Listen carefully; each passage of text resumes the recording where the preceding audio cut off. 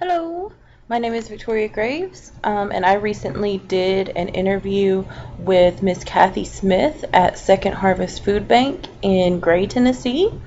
You may remember her. We saw a video during week 3 with her where she told us a lot about Second Harvest and local hunger. So going into this interview, I guess mostly I wanted to go more in depth on some of the issues that she talked about, as well as cover a few other things that mostly that interested me and that weren't really in the initial interview that we watched. So one of the first things that I asked her was to tell me about, in her own words, what Second Harvest does. And she told me that their mission was to secure and distribute food to nonprofits in an 8-county region over northeast Tennessee. And she told me that they distribute food to over 200 charities in the area, which is more than I thought. So I was a little surprised. And then in addition, she also told me that sometimes they'll have people call in to the food bank, and they'll ask where they can get their next meal, basically. And so they will direct those people to a food pantry that they know is open that day and that will serve them. Miss Smith herself, she is the community relations director for Second Harvest. She's been there for over 12 years. What she does mostly is she does like the press releases and the social media. So if you go on Facebook, they have a Facebook site, and so she's the one who would update that. So I found out that they've seen at Second Harvest a 56% increase in the amount of people that they serve since 2007. So that's pretty big, and it's more than I would expect, especially for the area, because it doesn't seem like really there are even that many people who live here, I guess. So to see a 56% increase is really rather stunning. Later she told me that they serve between 39 and 40,000 people in the region every month. So that's pretty staggering number. I asked her what the most difficult aspect of working to fight hunger at Second Harvest was, and she said that one of the hardest things is that the need in this area is not always visible, that because we don't necessarily see people living on the streets, that it can be easy to not be aware that the problem is there and that we can do something to help. And one of the things that they find difficult at Second Harvest is to strike a balance between showing that the need exists and making sure that they don't make people feel like the problem is so big that they can't even do anything to help. And I thought that was really an important point, because I know that as someone who does activism, sometimes it can be really easy to start feeling overwhelmed and like nothing that you do matters. So I think that her point there is very valid, that you have to strike a balance between making sure that people are aware of the problem and not making it so that they feel like they can't do anything.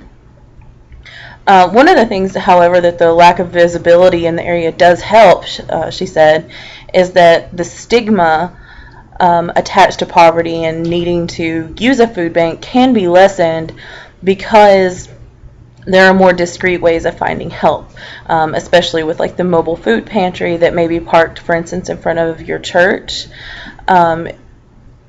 When you go to that, maybe you wouldn't feel as exposed as you may in a more urban area, where perhaps there is more stigma attached to getting that kind of help. So I thought that was interesting. I also asked her what she thought the most rewarding aspect of working at Second Harvest was. And I think that she was kind of taken aback for a little bit. She said that it's very easy to just take for granted that what they do does good for people in the area, and that it's hard for them to remember that what they're doing is important because they don't have direct contact with people that they are helping, and that it can just instead feel like they're running a warehouse. So I thought that that was an important thing, because, you know, presumably those of us who are in this class, we are wanting to help. So I think that it's important to remember when you are doing any kind of volunteer work or anything like that, that you have to remember that you are helping, because I think that it helps to keep you motivated to continue doing what you're doing. And then one of the things that was never really answered in any of the materials from before was what a person has to actually do to receive food from Second Harvest or from one of the charities. And so what I found out is that they do ask that a person give them some contact information, a phone number, so that they can get in touch with them later. And they also do have to provide some kind of proof of need. This can come in the form of a Social Security check, or you can just show your food stamp card, or you can just self-declare. In most cases, she said that that was acceptable, to just say, for instance, that their medical bills were twice what they made that month, and that that would work, and that they could then receive food. When I asked what kind of impact the organization has on local hunger, her answer was that she didn't want to think about what this area might be like if there wasn't a food bank. That's the kind of impact that they have, because they serve so many people. Again, they serve between 39 and 40,000 people just in the Northeast region every single month through their different charities and nonprofit organizations.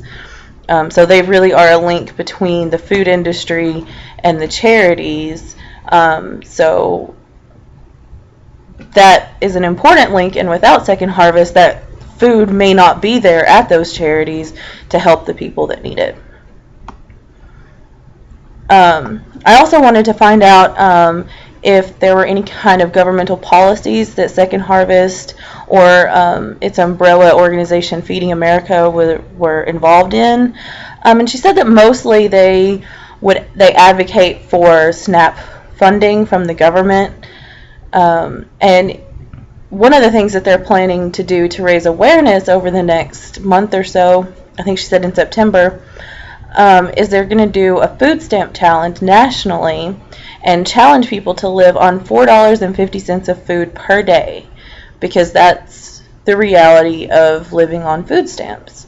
And I thought that that was a fantastic idea, because I don't think that everyone really understands how difficult it can be to live on what you're given for food stamps each month. So I personally am really looking forward to seeing how that challenge works, and if you want to know more about that, you can go on their Facebook page, and they're going to be updating stuff about that. And then finally, I just wanted to know what kind of message she wanted to get out to the public regarding hunger, especially in this area. And she said that the most important thing was to make people aware that there is a need, because again, it's not necessarily as visible here. But not only that there is a need, but the need is increasing in the area. So that it's important for people to donate to a food drive, or even organize a food drive. They can donate money, and even donating their time to volunteer and help out. Those are the most important things that she said that they needed from the community in this area. So, thank you.